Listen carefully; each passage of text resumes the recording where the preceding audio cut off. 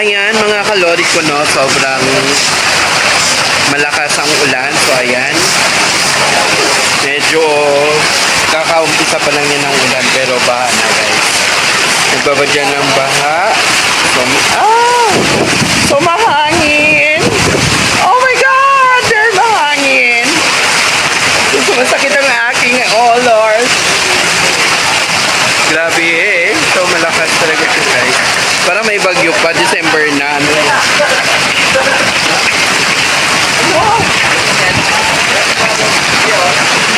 YouTube man ito. Sige, ano na kayo? Shout out Philippines. Ganon. Vlog ito.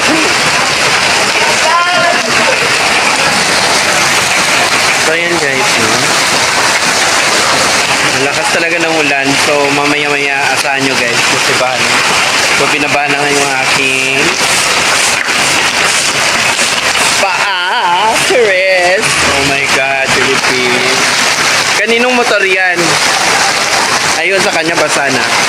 Wala siya dyan. So yan. Oh, ang lamig. Payakap naman dyan. Oh my God. Ano, okay na sa inyo? Ang tagal nyo. Bilisan mo. Ang tagal nyo dyan.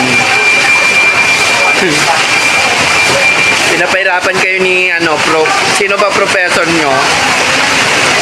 Ha? Pinapahirapan sila, ubos na yung pera nila. Wala nang pangkain. Pinabalik-balik na lang sila, no? Ayan, pala sila. So, grabe. So, mamaya update ko kayo, guys, kung ano mangyayari ngayon, no? Kasi, paniguradong bahay ito, no? Ayan. Wala nang pera, guys, ang mga estudyante ito. Wala nang pangkain dahil ubos na. Kanina pa siya pabalik-balik. Pero patuloy pa rin ang pagulan.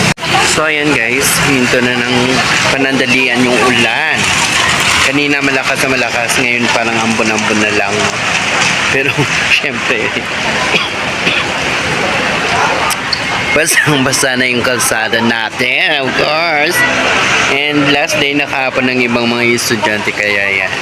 Wala na tayong bihira na tayong makakita ng mga estudyante dito.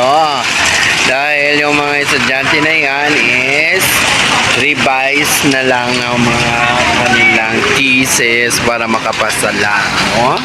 Dahil next year na sila babalik pa. So, ayan. Hanggang dito na lang muna ang ating vloggers. No, thank you so much, guys. And please don't forget to like and share. Love you all. Do some comment. Bye-bye.